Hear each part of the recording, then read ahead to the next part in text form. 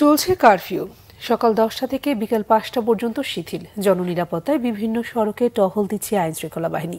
দর্শক, রাজধানী বিজয় সরণি এলাকার কারফিউর সকালের চিত্র জানাচ্ছেন সহকর্মী মুহিবুল্লাহ মুহিব। রাজধানীর বিজয় সরণি এলাকায় আপনারা জানেন যে কারফিউ জারির আজ ষষ্ঠতম দিন চলছে। এই ষষ্ঠ দিনে কিন্তু এই বিজয় সরণি মোড়ের প্রত্যেকটি সড়কে এই যে কাঁটাতারের যেই বেড়া সেগুলো দিয়ে রাখা হয়েছে যান চলাচল সীমিত করার জন্য। আমি পুরো এলাকা দেখাতে চাই। এখনো কিন্তু সেনাবাহিনীর যে তৎপরতা সেটি রয়েছে।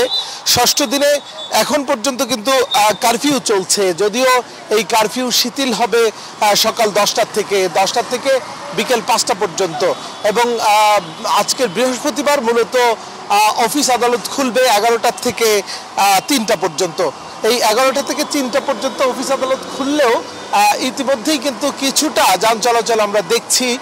বিশেষ করে দু একটি বাস চলছে জরুরি প্রয়োজনে খাদ্য পরিবাহী বা কাঁচা তরিতরকারি যেসব রয়েছে সেই পরিবহনকারী যেই সব পরিবহন রয়েছে সেগুলো চলছে।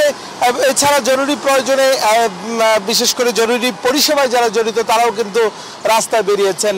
খুব সকালে এই মুহূর্তে অর্থাৎ সময়ের চিত্র যদি দেখাই, প্রত্যেকটি সড়কে কিন্তু সেনাবাহিনীর যেই তল্লাশি চৌকি সেটি কিন্তু জোরদার রয়েছে। বিজয় সরণিতে কিন্তু যেই বাংকারটি রয়েছে এই 6 দিন যাবত যেটি সেনাবাহিনী তৈরি করে রেখেছে বালুর বস্তা দিয়ে, সেই বাংকারটি কিন্তু আপনারা নিশ্চয়ই দেখতে পাচ্ছেন। এবং এখানে প্রত্যেকটি গাড়ি কিন্তু চেক করে ছাড়া হচ্ছে। জনজীবন কিছুটা আস্তে আস্তে স্বস্তি ফিরতে শুরু করেছে। সব মিলিয়ে যেই ভীতিকর পরিস্থিতি তৈরি হয়েছিল রাজধানী ঢাকায়, সেই ভীতি কিছুটা হলেও কাটতে শুরু করেছে নগরবাসীর মধ্যে। তো এই ছিল আমার কাছে বিজয় সরণি এলাকায় কারফিউ জারির ষষ্ঠ দিনের সার্বিক চিত্র। বিজয় সরণি থেকে আমাদের সিনিয়র রিপোর্টার মুহিবুল্লাহ মুহিবের সর্বশেষ তথ্য জানাচ্ছিলাম।